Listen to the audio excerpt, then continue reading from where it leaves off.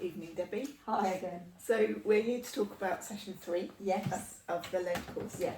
Learning to live in the generous love of God. Yeah. And this time you've called the session 3 Things to Die To. Sounds quite serious, It doesn't does. It sounds almost as serious as the discipline conversation we had last week. But what's that about? Say a little bit more. Okay, so last week we looked at the passage of Jesus, and he's been baptised, and he hears the voice of his Father saying, you know, you're my beloved Son. And we looked at identity, and Jesus is led into the wilderness and he faces these 3 temptations. And as we'll unpack them a little bit more, I think they're essentially 3 things. He's faced, I am what I do, I am what I have, and I am what other people say I am. And I think they are temptations that are common to all of us. They threaten our identity because we like to believe that identity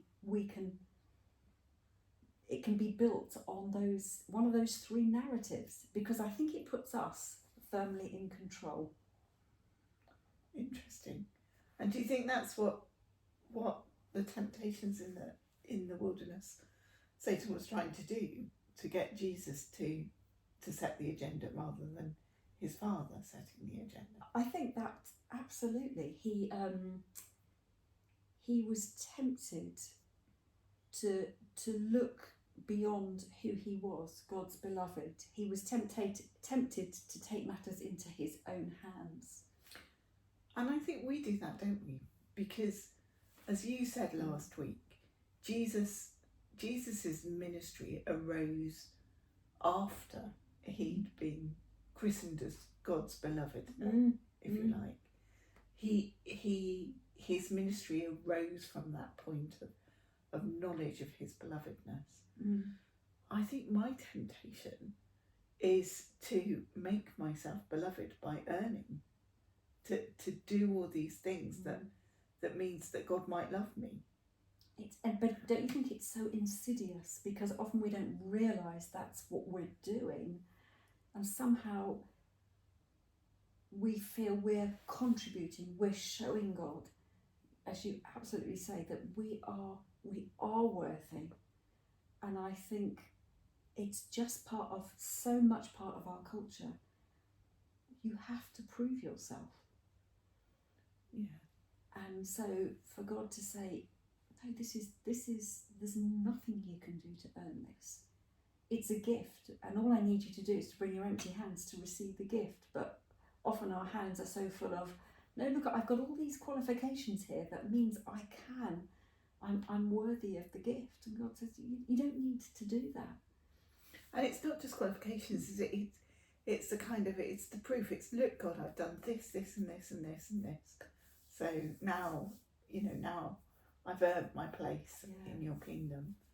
And I was wondering, as I was preparing this, Ali, I wonder if that's why for so many people when they retire, there is a crisis of identity.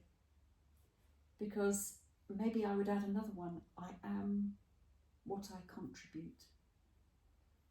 Yeah. And feeling you can't contribute to anything anymore leaves, I think, for a lot of people, well, who am I? And the answer to that is, I'm Ali, in whom God dwells and delights. Exactly. But it's so easy to forget that, isn't it? Absolutely. And Henri Nouwen talks in his book about Life of the Beloved, about being the beloved. But he says it takes a lifetime to inhabit our belovedness. And I think it's this struggle that we face through all our lives, because I think Satan whispers, no, you need to prove yourself.